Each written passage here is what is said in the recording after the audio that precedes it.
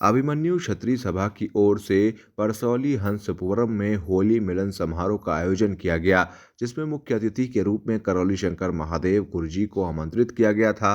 संस्था के कार्यों को देखते हुए करौली शंकर महादेव ने क्षत्रिय महासभा के भवन निर्माण को 11 लाख देने की घोषणा की एवं परिसर में परशुराम की प्रतिमा लगाए जाने पर 5 लाख का चेक संगठन को दान दिया, जिससे कि ब्राह्मण और क्षत्रिय की एकता की मिसाल बन सके। वहीं करौली शंकर महादेव ने समारोह में संदेश देते हुए कहा कि क्षमा करो और भूल जाओ का संदेश दिया। कन्या भ्रूण हत्या, नशा मुक्ति, महिला हिंसा के खिलाफ आंदोलन चलाने को बल दिया। सभा में आए लोगों को संकल्प के माध्यम से स्वस्थ किया। बच्चों से मोबाइल की लत को छुड़वाने व नशे के लती लोगों को देखते ही देखते नशे से उनका मुंह तोड़ दिया। इस तरह की चिकित्सा देख वहां उपस्थित लोगों को अपने वैदिक चिकित्सा पर भी विश्वास बढ़ा।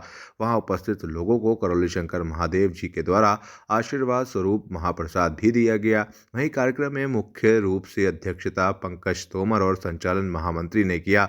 समारोह में सांसद देवेंद्र सिंह भोले, लाल सिंह तोमर, रघुनंदन सिंह भदौरिया, भाजपा के महामंत्री शिवराम सिंह, विधायक अभिजीत सांगा, अविनाश सिंह चौहान, आरएन सिंह, उमेश तोमर, युग ददीची के मनोज सेंगर, धर्मराज सिंह चौहान, एसडी सिंह परिहार, भूपेंद्र चौहान, मुनींद्र चौहान मौजूद रहे।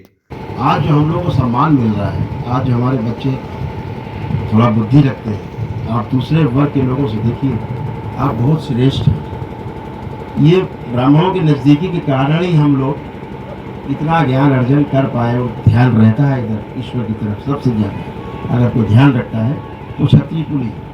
आज ब्राह्मण का सम्मान करने वाला अगर कोई है तो क्षत्रिय कुल ही है जो सबसे ज़्यादा सम्मान करता है। छोटे से बच्चे को देख करके भी कहता है पंडित जी पाए लगी, छोटा हुआ तब भी बुजुर्ग करता है।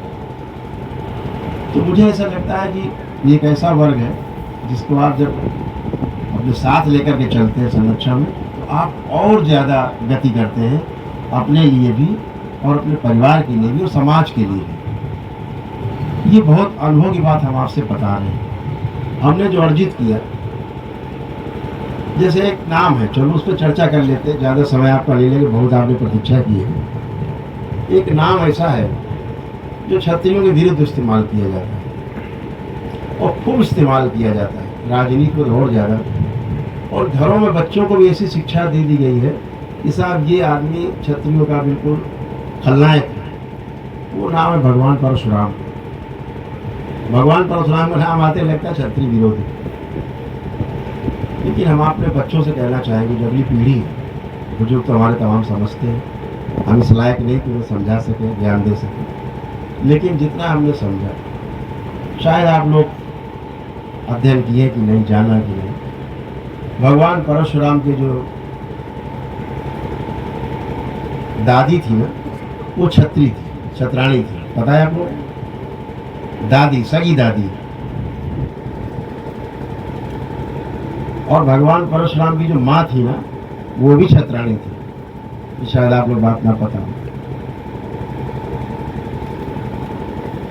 और जिनको अपना सिरमौर आप मानते हैं, महर्षि विश्वामित्र, वो इनके जो पिताजी थे जमदग्नि ऋषि, परशुराम जी के सगे मामा थे। बताया आपने? विश्वामित्र की सगी बहन ब्याही थी। तो सत्यवती नाम था। ऋषि ऋचिक थे, उनको ब्याही। ऋचिक के फिर पुत्र हुए जमदग्नि। जमदग्नि के मामा थे, सगे मामा कौन थे? विश्वामित्र, जो हमारे सिरमौर हम लोग जिनको मानते। ऐसे गठबंधन रहे हैं पौराणिक काल में हमारे पिछले के लिए, जिन्हें हमने भुला दिया है शायद, जिन्हें हम याद नहीं करना चाहते। इतने गहरे गठबंधन थे। शास्त्रों की शिक्षा भगवान परशुराम ने अपने पिताश्री से, अपने दादा ऋचिक ऋषि से प्राप्त की, और शस्त्र की जो शिक्षा है वो अपनी माँ से, अपने मामा विश्वामित्र से और भगवान शंकर से प्राप्त किया। इसीलिए वो अजय थे, अजय हैं और हमेशा अजय रहेंगे। ये क्षत्रिय और ब्राह्मण की एकता के प्रतीक थे भगवान परशुराम, विरोधी नहीं थे, एकता के प्रतीक थे। और भगवान परशुराम वन मैन आर्मी थे, कोई साथ में नहीं, दूसरा आदमी। नाम था रामभद्र। भगवान परशुराम का असली नाम रामभद्र था, जो दादा ने उनका नाम रखा था, राम कहे जाते थे। भगवान शंकर ने हर्षा दिया था परशु, तो उनका नाम परशुराम।